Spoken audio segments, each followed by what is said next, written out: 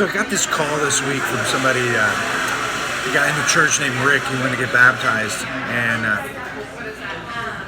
I missed his voicemail. Like, I forgot to call him back, so I called him back Saturday night.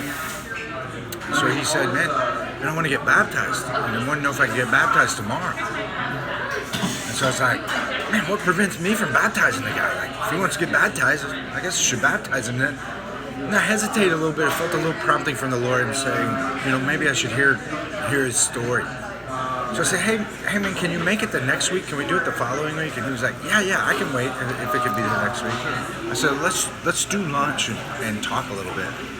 So I just made some time to go eat lunch with him, want to hear his story, make sure that he kind of understood what baptism was all about. So anyway, we're eating lunch, and I just said, "Hey man, just tell me a little bit about your story with the Lord." So he begins to tell me, and I'm listening, and there's no doubt, man, the Lord has been working on this guy. He's working on Rick's life, drawing him to Himself. And so I just asked him, I was like, "Man, has there ever been a time where you've given your life to the Lord, like an event, like that you could remember? Hey, I consciously said yes to Christ and invited Him into my life." And he was like, "No, man, I can't really think of an event." So I was just like, "Hey, you want to do that here right now in the restaurant?" And he kind of looked at me and he was like, yeah, why not?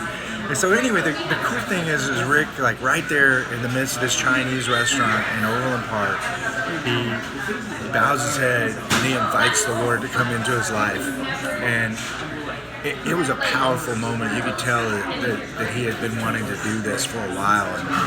And it just reminded me of how important it is for us not to assume things, for us to make sure we're listening to the Lord, that we're playing the role that we're supposed to play, and we're not just going through the rhythms, and we're really spending time with people. Is an essential piece of what it means to be a disciple is to sit with one another.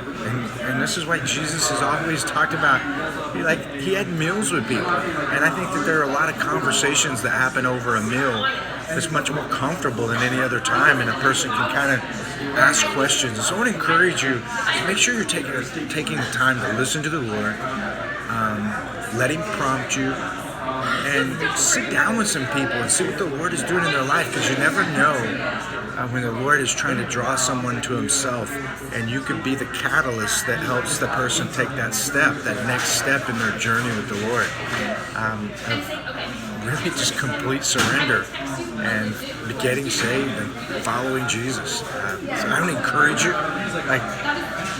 listen to the Lord, sit down and eat with somebody, and let the Lord use you as a crucial piece that might shift the eternity of someone's final destination of where they spend life. I hope you have a great week, and I can't wait to share with you next time.